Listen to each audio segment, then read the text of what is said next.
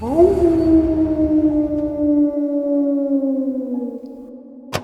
Crater Lake National Park is the 5th oldest national park in the United States. It's located in southern Oregon and was first established as such in 1902. Crater Lake itself is the deepest lake in America, reaching just shy of 2,000 feet. People say their first sight of Crater Lake is enchanting, with its intense blue waters surrounded by cliffs towering 2,000 feet above. Native American legend states that the mountain bluebird was grey initially before dipping into the lake. That's not the only Native American legend in regards to the area. The Klamath people, who were indigenous to the area, view Crater Lake as being sacred. They perceive the lake to be a kind of crossroad between the spirits above and the spirits below. Interestingly, the spirits below they call Llao and describe a fiery and dark figure. Inside Crater Lake is Wizard's Island, which the Klamath people state Llao resides. It's not clear to me when these legends began or what caused the Klamath people to start talking about the area in this way, but it's a fascinating piece of history nevertheless. The lore of this place didn't end with the natives. Later settlers would end up having incidents of their own to discuss. This leads us to the earliest reported disappearance that I could find, which occurred in 1853. John Wesley Hillman, Henry Klippel and Isaac Skeeters entered the wilderness surrounding the lake in search of a man who had vanished in the area. Interestingly, the three men were actually among the first European Americans to see Crater Lake, and it's thought that this discovery may have been made on this search. In any case, it seems that the name of the man who disappeared has been lost to history because we're only left with his nickname, Set-em-up, who I'll just refer to as Set. Set was actually a friend of the three men who came out in search of him, and he held a bit of a reputation with his prospecting peers. He always seemed to come into town with gold on him, leading people to believe that he had likely found a source. It was said that John, Henry and Isaac thought that firstly they could find Set and then be made privy to whatever gold mine Set had discovered. Mount Mazama holds Crater Lake, and the three men began searching this then uncharted territory for Set's cabin. Specifically, it was now that John supposedly discovered Crater Lake, and one of them, not clear who, discovered the cabin. However, upon returning to the other two, whoever it was apparently then couldn't find the cabin again, and further expeditions never discovered Set. John, Henry and Isaac did exist and were present in the area at this time, but as far as Set's disappearance goes, there was only mention of him on more dubious sources, we'll call them. So whether this incident actually occurred or was added later for effect isn't clear to me. It's rather dubious at best that Set's real name has been lost to history and isn't known. Regardless of whether there's validity to the story or not, there are some rather odd disappearances that have taken place at Crater Lake that I can verify.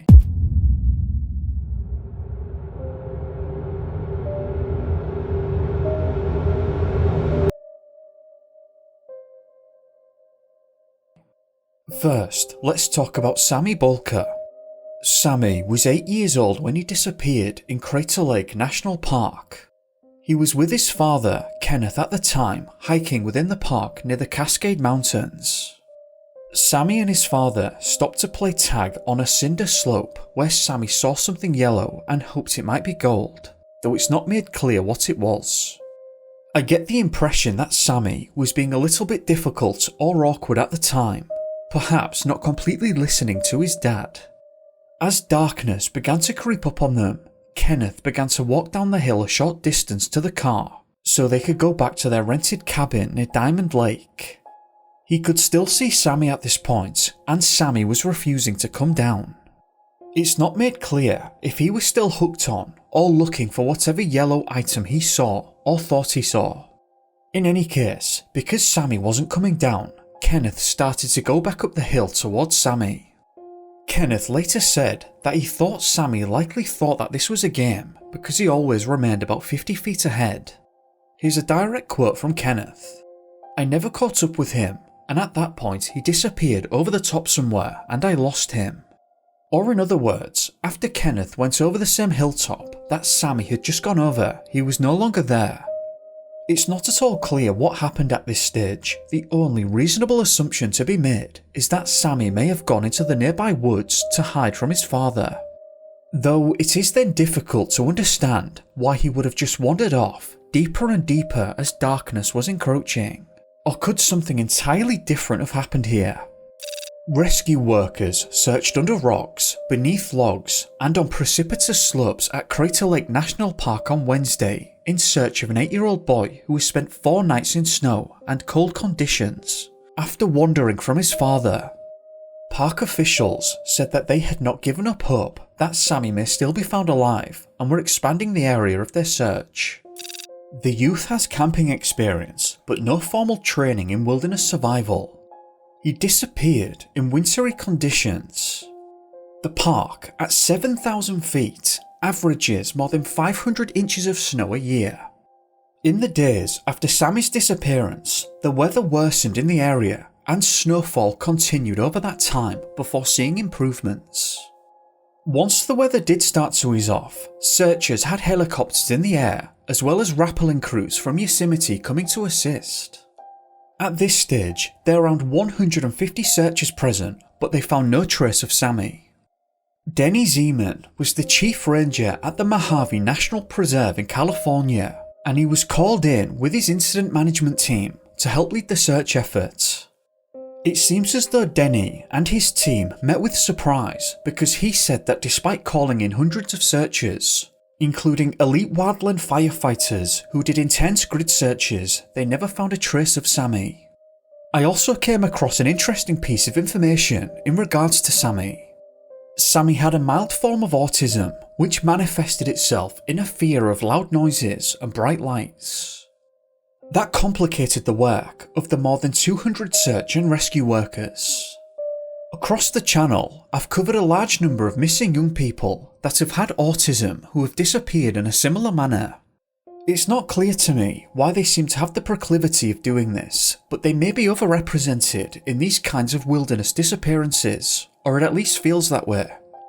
It's not clear to me why this may be the case, perhaps because the gravity of the situation isn't understood as quickly, and they don't sense how serious loved ones are being.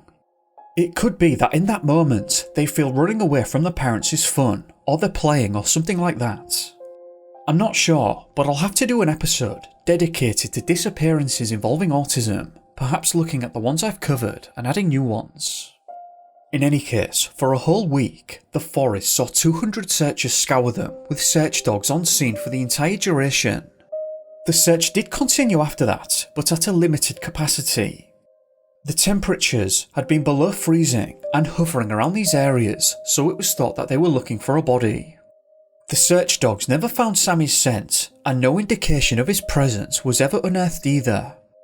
No footprints were found in the snow initially, or at any point, though of course they would have been filled in by further snow over time. There may be a valid critique of the search effort though, because it was never mentioned how it was being conducted. Those with autism can be very scared of loud noises, so if you have a group of people shouting his name loudly, this could have scared him. If he found a good hiding spot, he could have succumbed there without ever have been found. Though it has been 15 years now, so it could be considered surprising that his remains were never found. Some successful searches for young persons with autism like this have included playing sounds from their favourite TV shows to help attract them over. It was never said if efforts like that were made here. Ultimately, Sammy, nor any trace of him, has ever been found. We're going to go back in time a bit now to 1975.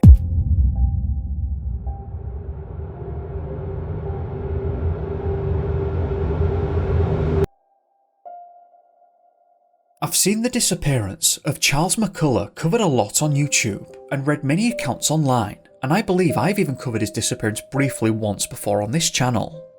This time though, I want to try again, but only referencing official reports and documents. So who was Charles McCullar?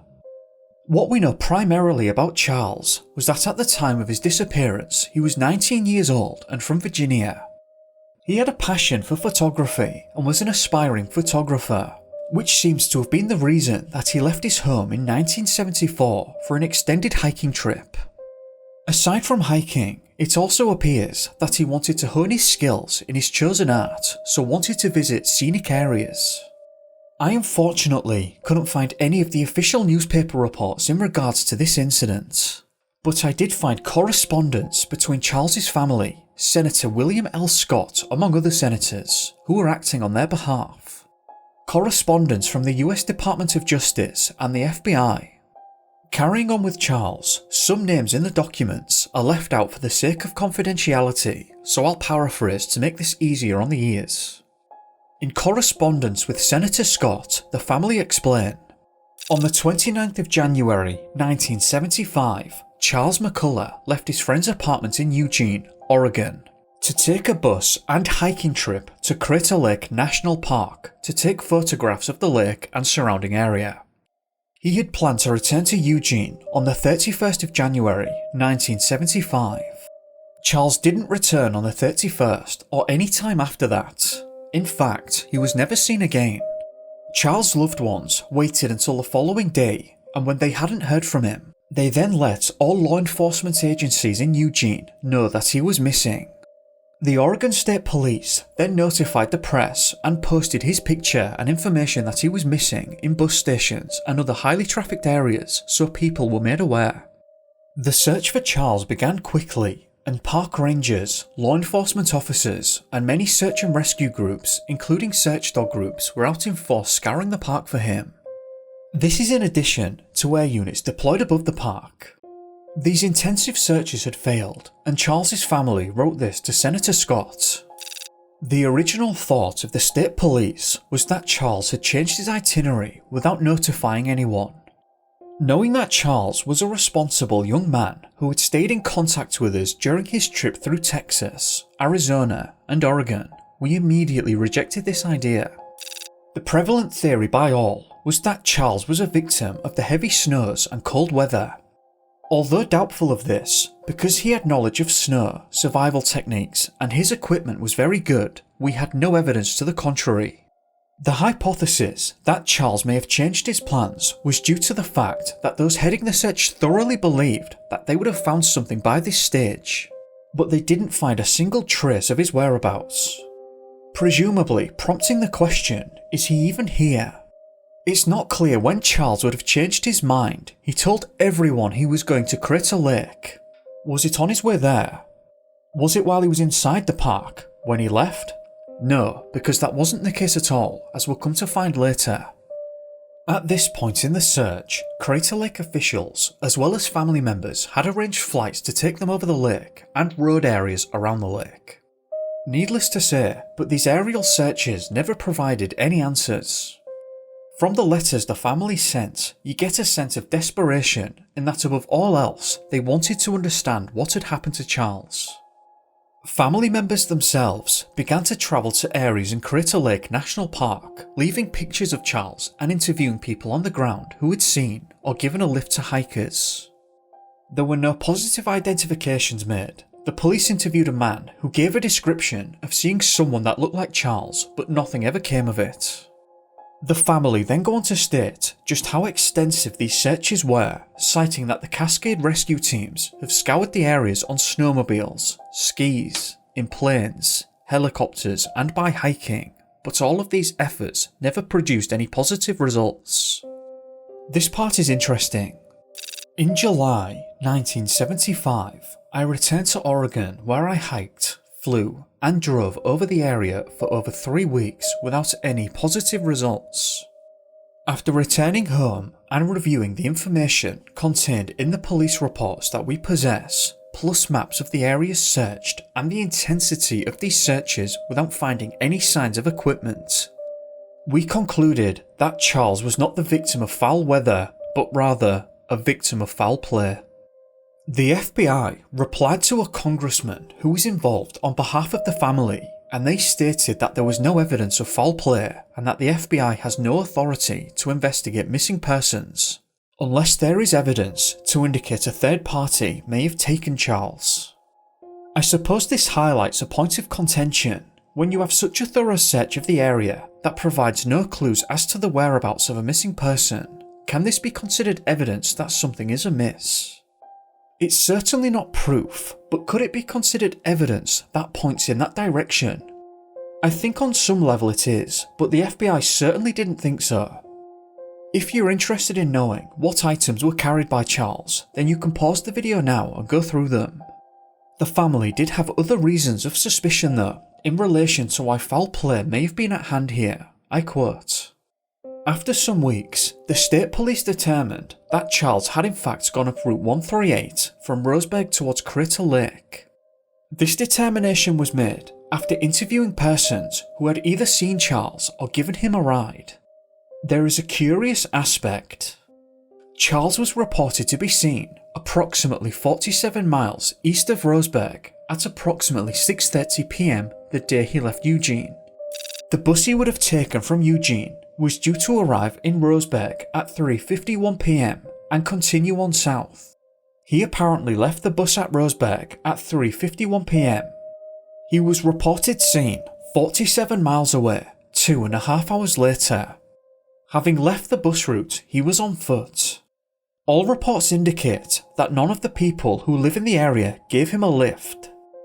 This would indicate that whoever gave him a ride was going further up the road, the direction he was going. So why would he get out? We have asked the state police to investigate this, but all indications are that they do not intend to do so.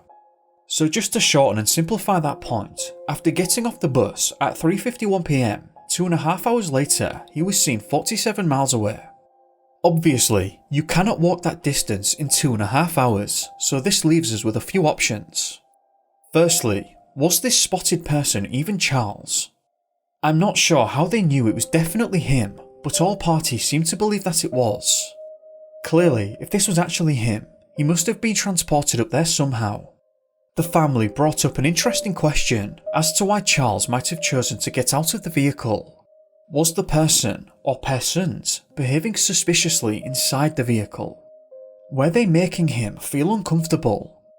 Had he been threatened, or at least felt threatened? I suppose we'll never know for sure.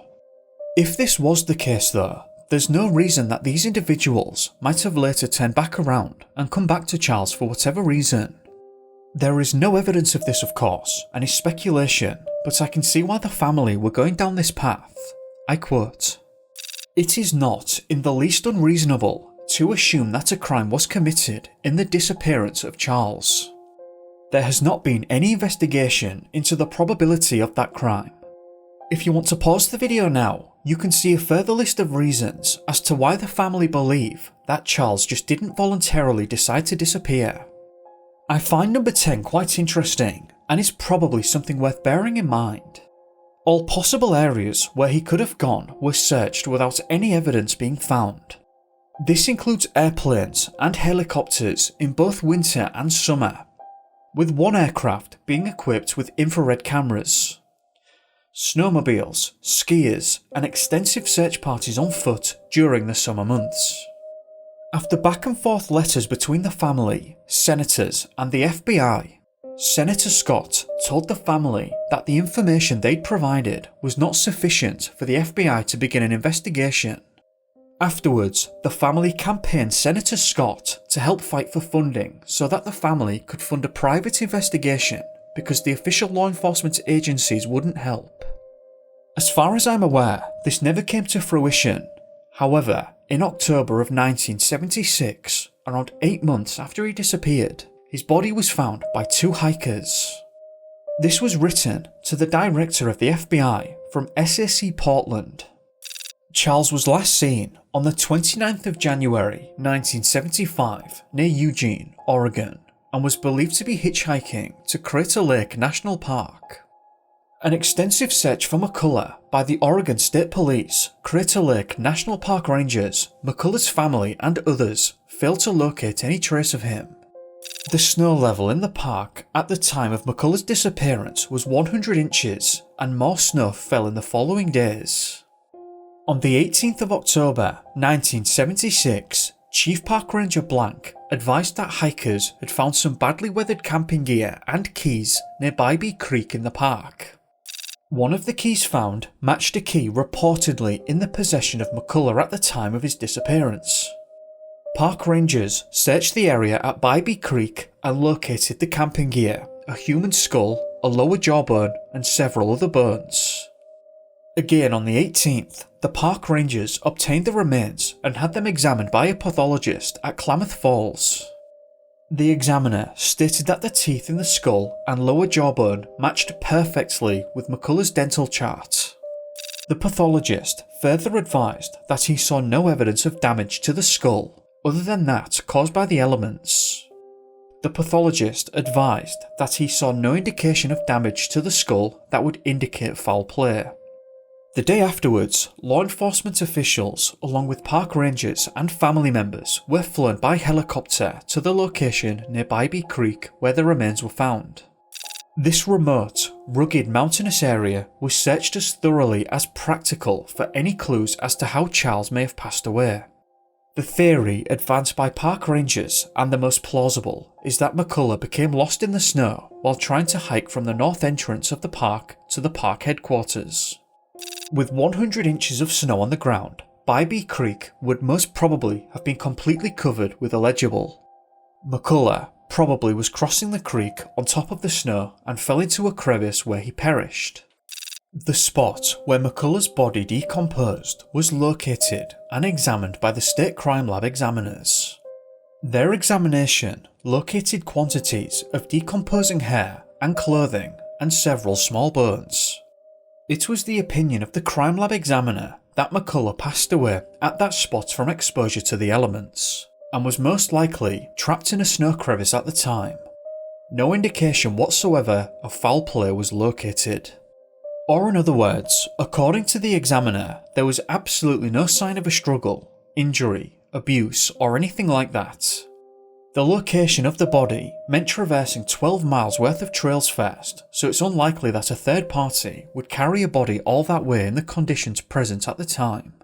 Most accounts of this disappearance articulate that upon the discovery of his remains, his jeans were propped upon a log in better condition than they should have been. It's stated that his boots were missing, along with his shirt and coat. Some socks poked out of the jean legs and apparently contained some shin bones. His belt was also reportedly undone and buttons opened on the jeans. One park ranger allegedly reported that it's as if he melted away. His wallet and camera was said to never have been found. The only problem I have with that is that I can't find the original source of that information. That's not to say it doesn't exist, but it's not within any of the FOIA documents, and I can't find any of the original articles. Unfortunately, most places that have written about Charles and given that description don't seem to be citing the original articles either, because they're not cited and there are no links to them. Because of that, you have to question whether elements have been exacerbated over time, which does happen in a lot of topics. Again, I have no evidence to say it has been, but I can't verify it at the same time. You'd perhaps expect that to have been reported within some of the FOIA documents, given that the discussions were quite detailed. If you know of the original sources, then please do let me know and I'll update this in the next video. There were no comments made about this particular area being searched in the original search and rescue effort, so I can only assume this area wasn't checked initially. In the end, it's not really clear at all what happened here. I suppose Occam's razor would be that after getting out of the car, he made his way through the park, perhaps getting lost in harsh snow and in freezing cold temperatures. He could have suffered from hypothermia, which, if the log situation is true, could explain the missing boots and other clothing. He could have ditched them before reaching his final location. This could be a similar situation with his camera. If he felt it was weighing him down, he might have ditched it. You'd like to think they'd have found it by now, but of course that doesn't seem to have happened, so it's not clear. Again, this is providing the log situation is true. His remains then may have been later scattered by animals. The second scenario that his family had entertained was the idea that foul play had occurred here. Again, if true that the camera was never found, instead of ditching it himself, could the people that gave him a lift have taken it? It's not clear that there was a crime beyond that, because examination by the pathologist seemed to rule that out, stating that there was no evidence of damage that you'd expect from an attack. It also means that whoever did it would have had to carry the body, which is heavy, 12 miles through trails and avoid being spotted, then travel 12 miles back. That seems unlikely, difficult, and very risky. After looking at people discussing this incident, some seem to find it more plausible that he was carried to that location instead of walking there himself, but I'm not sure I find that so convincing. What do you make of Charles' disappearance? Was this a case of him simply getting lost? Or was there foul play involved? Or did something else entirely happen here? Do share your thoughts. I'd just like to take the time to thank you for watching. If you found the video interesting, then please do leave a like, hit the bell and subscribe if you haven't already. If not, then feel free to leave a dislike. I'm just looking for your honest opinion either way. I hope that you've had a great day, or evening depending on where you are, and I'll see you in the next one. Be safe guys. Peace.